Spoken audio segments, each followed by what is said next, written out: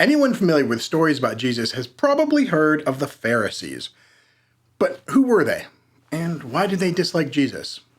Hi, I'm Mac Frazier, pastor of the Washington New Church in Mitchellville, Maryland, and this is part 12 in the series, Let's Read the Gospel of Mark. To watch this series from the start, use the link up here or in the description below. Last time, we read about the Lord recruiting a tax collector as a disciple. He then went on to a dinner party with lots of tax collectors, as well as with other people labeled as sinners. This prompted two groups of people, the scribes and the Pharisees, to criticize Jesus for the company he kept. His response was that a doctor doesn't go to visit the healthy, but the sick who actually need him. And we talked about who the scribes were.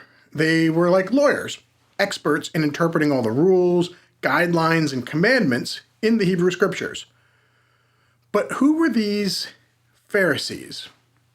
Well, they were a popular social movement within Judaism. They argued that following the rules of the Scriptures was about more than just what you did in the temple, and that being a follower of God had to also be about how you lived your entire life. So far, so good, right? So why are they getting into a conflict with Jesus? Well, they also believed in the need to remain pure from outside influence. They saw the customs and practices of non-Jewish groups as a corrupting influence on their culture. They didn't want Greek philosophy or Roman law mingling with anything Jewish.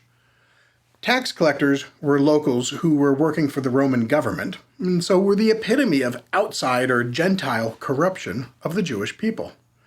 Thus, Jesus sharing food with them and recruiting them as followers was seen as bad.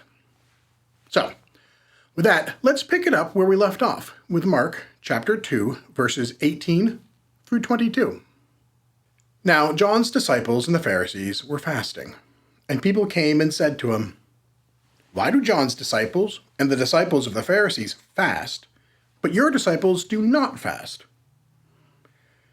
And Jesus said to them, "Can the wedding guests fast while the bridegroom is with them? As long as they have the bridegroom with them, they cannot fast. The days will come when the bridegroom is taken away from them, and then they will fast in that day. No one sews a piece of unshrunk cloth on an old garment. If he does, the patch tears away from it, the new from the old, and a worse tear is made. And no one puts new wine into old wineskins. If he does, the wine will burst the skins, and the wine is destroyed, and so are the skins. But new wine is for fresh wineskins." So, do you get what he's saying about cloth and wineskins? Basically, these are two examples where mixing new material with old will cause a problem. Wine, as it ferments, gives off gases. A wineskin is a sealed container for liquid made from the skin of an animal.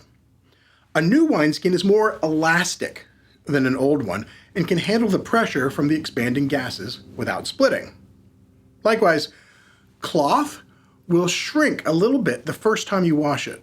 So if you try to patch an already shrunk garment with a piece of cloth that has never been washed, it will shrink and pull away from the edges it was sewn to when you do wash it. But what does that have to do with the question about the religious ritual of fasting? Fasting meant spending a set period of time denying oneself pleasure, especially the pleasure of food.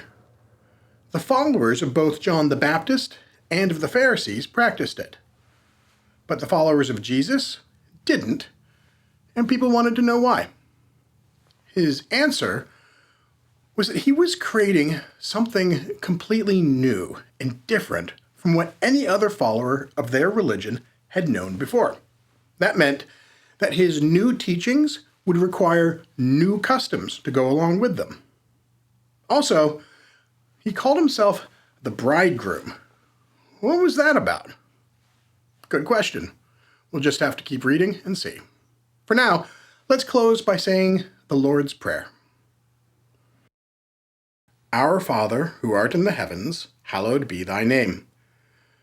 Thy kingdom come. Thy will be done, as in heaven, so upon the earth. Give us this day our daily bread, and forgive us our debts, as we also forgive our debtors. And lead us not into temptation, but deliver us from evil. For thine is the kingdom, and the power, and the glory forever. Amen. Thanks for joining me. See you next time.